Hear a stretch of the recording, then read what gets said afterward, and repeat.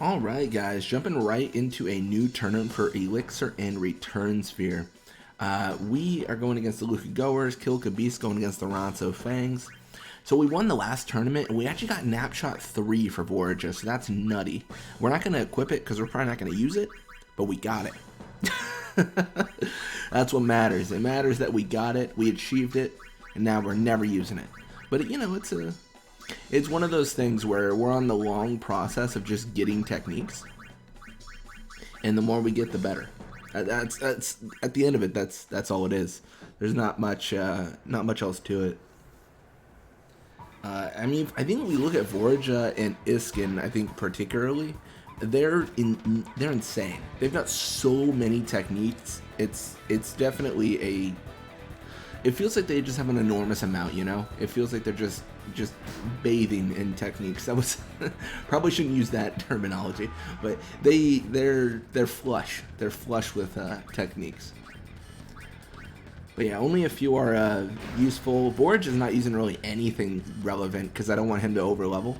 And then Iskin is just, I mean, he's balanced. He has Invisible Shot, which is arguably like the best technique he has, but I don't want to just like Invisible Shot my problems away unless I'm facing level 99 Aurochs, and then I do want to Invisible Shot my problems away. But at this moment we are you know, we're just doing the gradual. Like he's got the nap shot, he's got tackle slip, he's got anti-nap, and then my defenders have good techniques and stuff. I feel like it's pretty balanced actually for experience gain. It's not perfect. It's really hard to like achieve perfection there, but in general, most everything's balanced.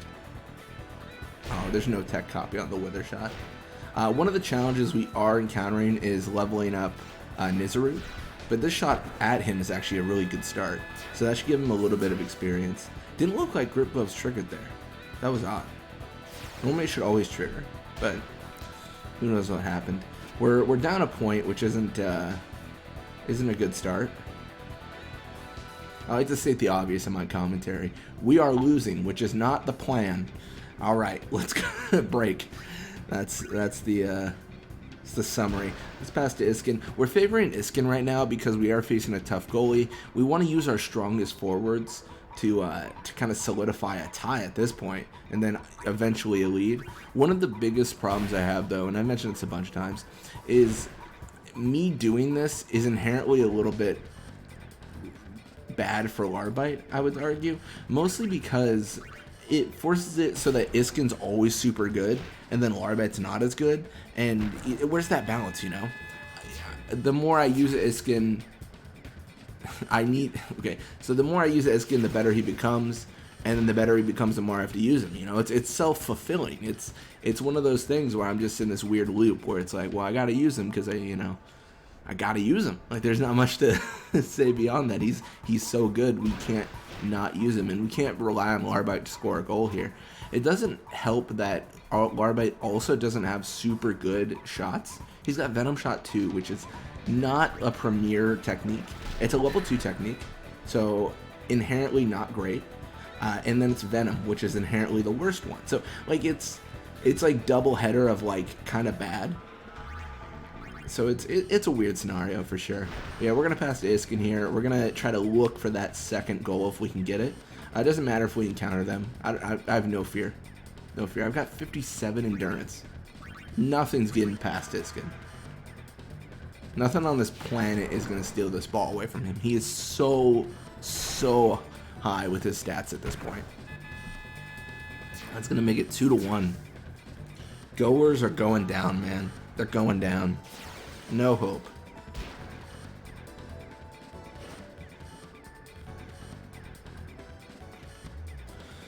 So Lina with the ball, she's going to push midfield here. I mean, it's okay. It's not like a terrible idea.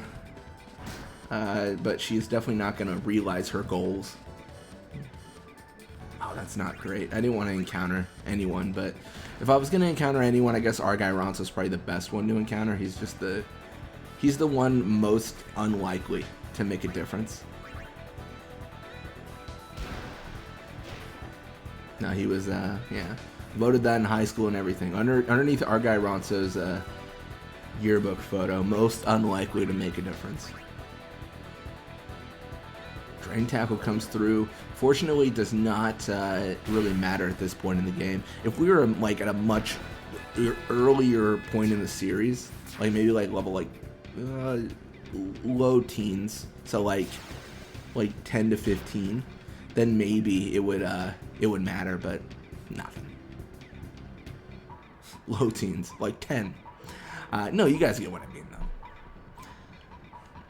But yeah, Linda's gonna go for the pass. And then that is actually going to be 3-1 going into the second half. So not too bad for us. I mean, that's pretty good. We got a decent amount of experience, mostly for Iskin, because that's how it goes. Kolkin does level up, though. More endurance, pass, HP. That's good stuff. So I think we might actually... I talked about this previously. We might switch gears here.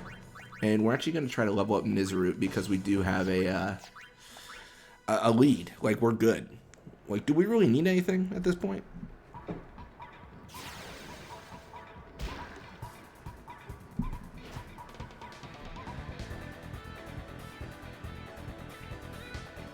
So Lina gonna push midfield here. Gonna go for the Wither Pass. Not a terrible idea, because her endurance is so low. Like, there wasn't like a better option. You know what I mean? Like, Lina going for a tackle first would have been catastrophic. Fortunately, Argai Ronso does choose to live on Kolkin's side of the field. I mean, inherently, if Argai Ronso goes for that, was on that right side, it would have been tougher. I mean, even now, it looks like he's probably going to make it. I don't know, it's difficult. It doesn't really matter if they make it, because worst case scenario, I get the ball back, I pass for experience, they get the ball again, score again, tie it up. It's a tournament. Like, it doesn't matter. Like, I'll just, you know, go into overtime. I'm pretty confident in my overtime abilities. I know they did score first initially in this game, so there's a risk that we lose the game, but I think the risk outweighs the or does not outweigh the benefits of having Nizarut in the field. So yeah, let's pass back to oh my gosh, we're stupid. Did we give him a pass technique? I don't remember. He needs one, right? Oh, thankfully he has something.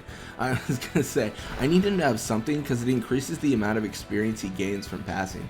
If he doesn't have a pass technique, then like what's the point of him being in the field? I mean, it's still, we would still do it, it just wouldn't be as optimal, I guess. If we could teach him like a level 3 technique, oh man, that would be crazy. He would be so good. That would be nutty, absolutely nutty.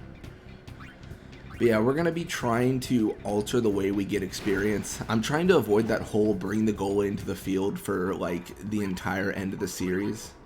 It's challenging. Nizarut's always going to be a little bit underleveled because that's just the nature of how this game balances experience. I don't know if they even never intended you to reach 99. I don't think that was something they really anticipated people doing. Because the experience to grind and level up is it is quite time consuming. I don't know if they actually would have tested that in production. Like, in production, sorry. If they would have tested that in, as part of like the development. Like tested like leveling up to 99. It feels like probably no. Oh gosh, we're in trouble. Okay, Borgia. Come on, Borgia. Oh, this is so bad. This is so bad.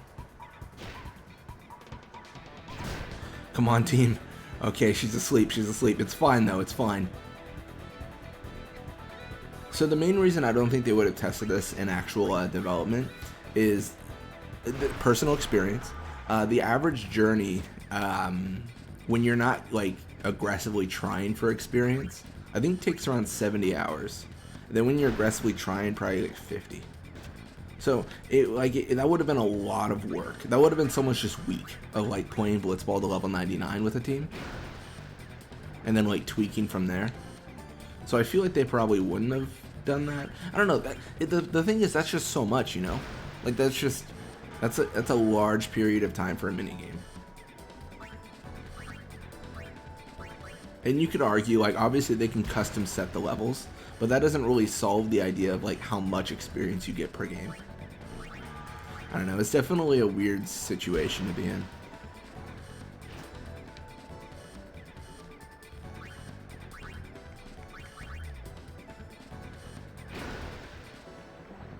Yeah, I mean, thinking about it, though, I don't think there is a way.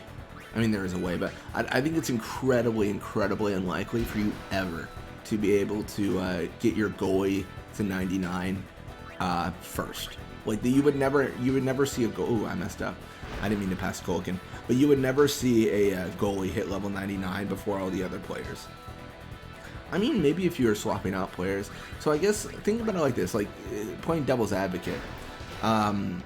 You would find out about new players as you played Blitzball, removing old players and signing new players. So maybe, like, the auto level was supposed to work in your favor.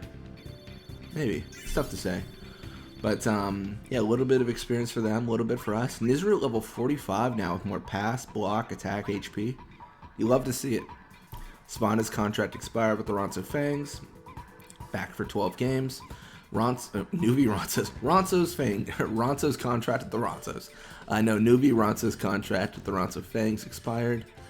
He's gone. Zalit's now at the Ronso Fangs for 29 games. Lina's contract with the Luka Goers expired, staying in for 15 games. Nimruk's contract. Oh, don't get rid of Nimruk. Oh, you guys are brilliant. Goers keeping Nimruk for 12 games. We 3-2 the Goers. Ooh, Beast 2 on the Fangs. Are we going to face the Beast this time? I don't know.